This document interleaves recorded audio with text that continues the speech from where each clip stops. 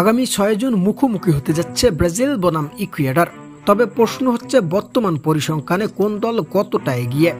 পরবর্তী ম্যাচে কার জয় লাভ করার রয়েছে সর্বোচ্চ সম্ভাবনা। বিস্তারিত জানুন পুরো ভিডিওতে।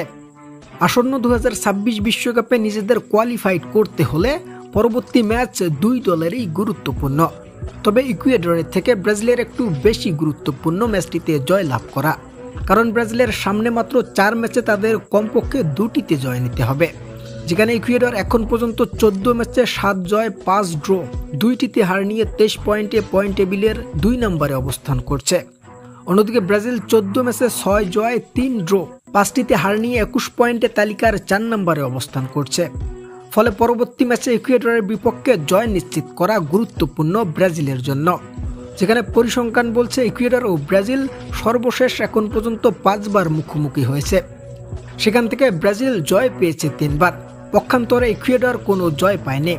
বাকি 2 ম্যাচ হয়েছে ড্র।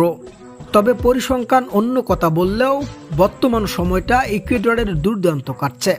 অন্যদিকে ব্রাজিলের সময়টা মোটেও ভালো যাচ্ছে না। তবে ব্রাজিল ইতিমধ্যেই দলে অনেক পরিবর্তন নিয়ে এসেছে ইকুয়েডরকে হারানোর লক্ষ্যে। ফলে সর্বশেষ আগামী 6 জুনের অপেক্ষায় এবং দেখার বিষয় জয় হয় কার। প্রিয় দর্শক, আপনার কি মনে হয়, ব্রাজিল নাকি ইকুয়েডর? সর্বশেষ কোন দল জয় নিয়ে মাঠ ছাড়তে পারবে? জানাতে পারেন আমাদের কমেন্টে।